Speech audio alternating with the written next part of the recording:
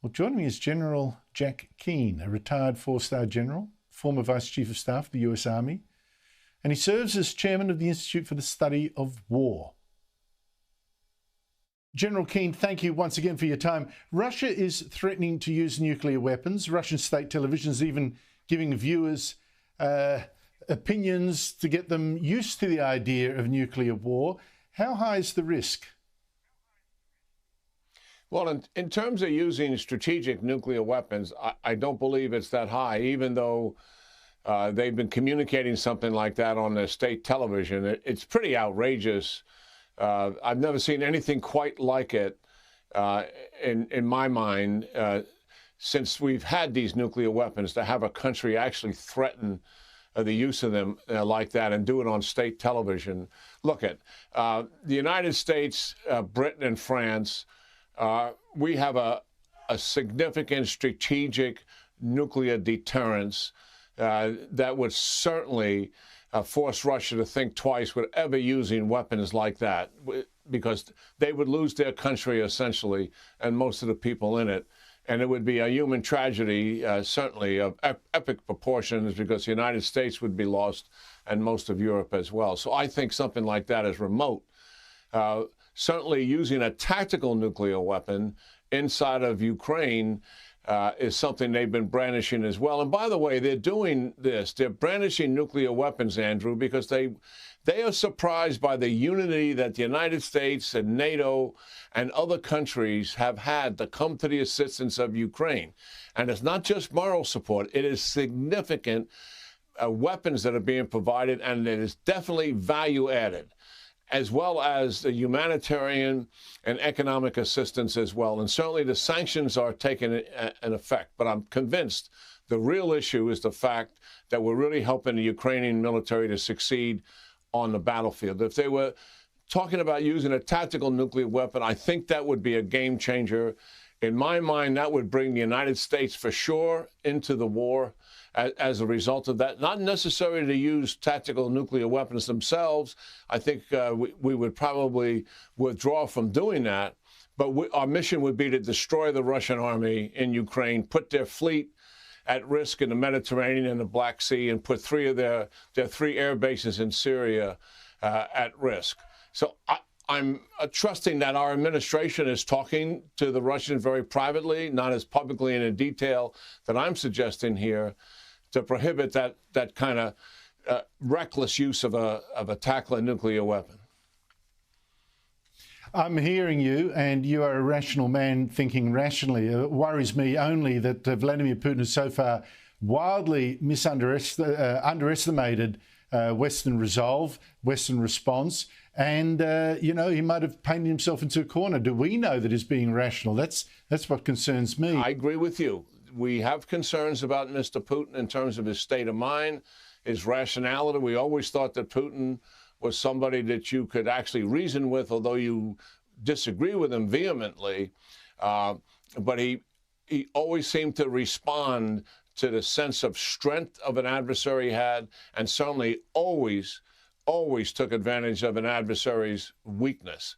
And that, I think, is the reason why we're in Ukraine to begin with. I believe he felt, Andrew, that the Biden administration would present them an opportunity to conduct an invasion, and they could get away with, because he didn't expect much response from President Biden based on the history of the past with the Obama administration, and also look at the 4 years under Trump.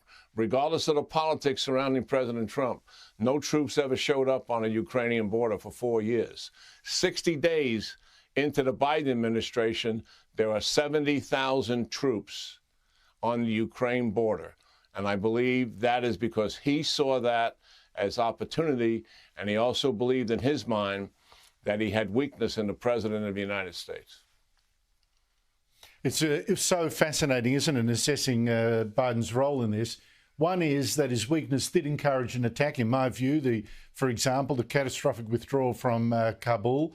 On the other hand, I have to give him points for, since the war started, how he's stepped up the defence and managed to get some NATO unity in this. So I think, a mixed record there.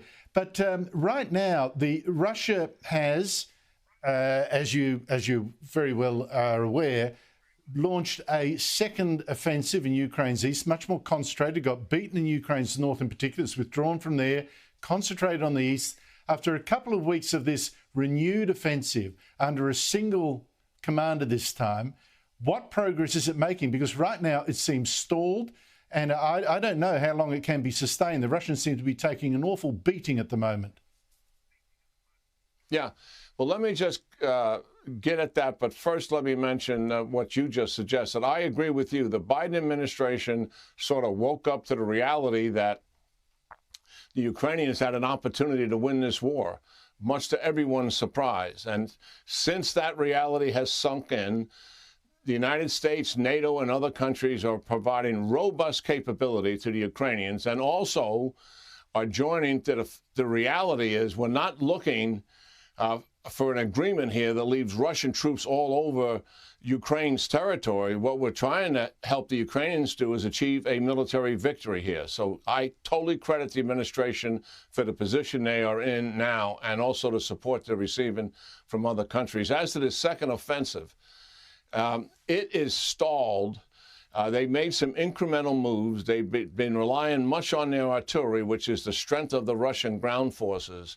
But what has shown up, Andrew, is the same level of incompetence that they were operating in the north. And what am I talking about? They're, as opposed to focusing and concentrating their forces in an area which is much smaller than the area in the north, and really driving them towards a decisive consequence, they have spread their forces out on 4 different axes. And as a result of that, their advances have petered out. And the Ukrainians are very adaptable. They have static positions here because of the open terrain, fortified positions.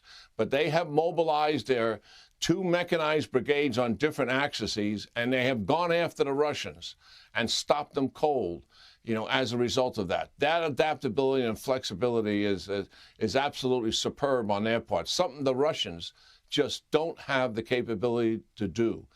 Also, I've come to the grips that their generals have serious problems about their ability to campaign plan and actually achieve decisive results based on a synchronization of their forces. They just cannot do it.